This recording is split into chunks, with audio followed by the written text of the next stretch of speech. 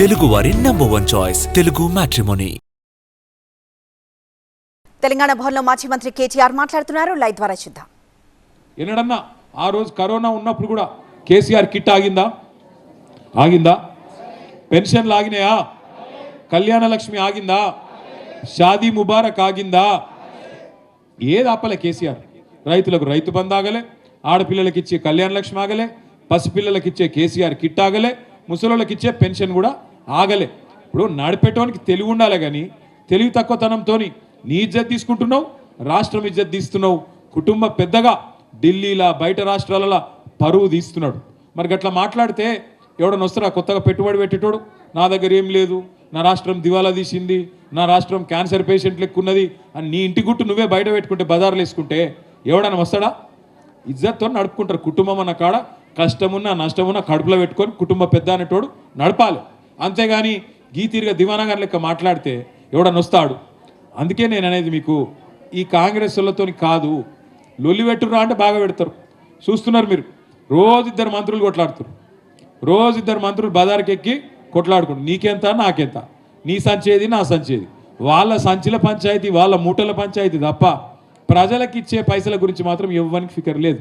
ఢిల్లీకి మూటలు పంపాలి, మనం జేబులు వేసుకోవాలి, దొబ్బాలి, గీది తప్ప ఈ 2 ఏళ్లలో చేసింది ఏందయ్యా అంటే ఒక్క పని లేదు. మీ చందానగర్లోనే ఒక కొత్త రోడ్డు పడ్డదా? కొత్త రోడ్ ఏదైనా పడ్డదా? కొత్త మోరీలు ఏమైనా కట్టిర్రా? కేసీఆర్ గారు ఉన్నప్పుడు చేసిన పనులు తప్ప కొత్తగా ఏమైనా పనులు అవుతున్నాయా? అవి అక్కడ చూడు, వెనుక ఒక పెద్ద పోస్టర్ పెట్టినాం. మీ ఎమ్మెల్యే గారి కథ, మీ ఎమ్మెల్యే గారి దుఃఖం మొత్తం బయట పెట్టి అలా పొద్దున్నే నేను పెద్ద ప్రెస్ మీట్ పెట్టిన. మీ ఎమ్మెల్యే ఎందుకు పార్టీ మారిండి ఎరికేనా? శేర్లింగంపల్లి ఎమ్మెల్యే, మీరు గెలిపించిన ఎమ్మెల్యే, మీరు ఓటేసిన ఎమ్మెల్యే, 50,000 ఓట్లతో గెలిచిన ఎమ్మెల్యే ఇలా రేవంత్ రెడ్డి సంకల కూర్చున్నాడు. మీకోసం కాదు, మీకోసం ఏదో మీ చందానగర్ కోసమో, మీ భారతీనగర్ కోసమో, మీ దగ్గర ఉండే మియాపూర్ కోసమో, మీ ప్రజల కోసమో, ప్రజల పనుల కోసమే ఓలే. ఆయనకు 11 ఎకరాల ల్యాండ్ ఆడ కబ్జా పెట్టిండు. గాజుల రామారంలో కబ్జా పెట్టి అక్కడ పెద్ద ఫోటో పెట్టినాం ఆయనది. ఆ ఒక్క ల్యాండ్ విలువనే 600-700 కోట్లు ఉంటుంది. ఆ ల్యాండ్ను కాపాడుకునే తందుకు, ఆడ మొత్తం గవర్నమెంట్ భూమి దొబ్బేతందుకు ఇవాళ రేవంత్ రెడ్డి సంకల కూర్చొని సిగ్గు లేకుండా అభివృద్ధి కోసం పోయినా అని అబద్ధాలు చెప్తున్నాడు. ఎవరి అభివృద్ధి కోసం పోయినావు నువ్వు?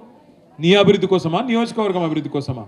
నియోజకవర్గాన్ని కేసీఆర్ గారు ఉన్నప్పుడు 9,000 కోట్ల రూపాయలతోని బ్రహ్మాండంగా అభివృద్ధి పనులు చేసి ప్రతి డివిజన్లో అంతో ఇంతో మంచి పనులు చేసే ప్రయత్నం చేసినాం.